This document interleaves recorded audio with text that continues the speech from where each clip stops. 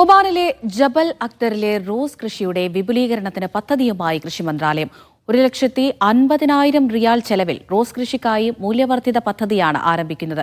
Rose കർഷകരെ ശാക്തീകരിക്കുന്നതിനും ഉൽപ്പന്ന ഗുണനിലവാരം മെച്ചപ്പെടുത്തുകയുമാണ് പദ്ധതിയുടെ ലക്ഷ്യം.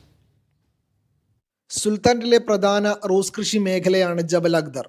റോസ് കൃഷിയുടെ ഏകീകരണവും സുസ്ഥിര കാർഷിക രീതികൾ ഉറപ്പാക്കുന്നതിനുമാണ് കൃഷി മത്സ്യബന്ധന ജലവിഭവ മന്ത്രാലയം പദ്ധതി വിഭാവനം ചെയ്തിരിക്കുന്നത്. റോസ് കർഷകരെ ശാക്തീകരിക്കുന്നതിനും ഉൽപ്പന്ന ഗുണനിലവാരം മെച്ചപ്പെടുത്തുന്നതിനുമാണ് പദ്ധതി കൊണ്ട് ഉദ്ദേശിക്കുന്നത്. ജബൽ അക്തറിൽ 10 ഏക്കറിലായി 6300-ലധികം റോസ് ചെടികളുണ്ട്. 350-ലധികം റോസ് കർഷകർക്ക് നേരിട്ട് പ്രയോജനം ലഭിക്കുന്നതാണ് പുതിയ പദ്ധതി. 1,50,000 റിയാലാണ് പദ്ധതിയുടെ ആകെ ചെലവായി കണക്കാക്കുന്നത്. യന്ത്രവൽക്കരണത്തിലൂടെ കാർഷിക പ്രവർത്തനങ്ങൾ മെച്ചപ്പെടുത്തുക, വിപണന ഉൽപാദന ശൃംഖലകളുടെ വികസനം, പനിനീരിൽ നിന്ന് ഉരുത്തിരിഞ്ഞ മൂല്യവർദ്ധിത ഉൽപ്പന്നങ്ങൾ വികസിപ്പിക്കുന്നതിൽ കർഷകരെ പരിശീലിപ്പിക്കുക എന്നിവയാണ് മറ്റു ലക്ഷ്യങ്ങൾ. ജബൽ അക്തറിലെ നിരവധി കർഷകർക്ക് റോസ് ഉൽപ്പന്നങ്ങൾ പ്രധാന ഉപജീവന മാർഗമാണ്.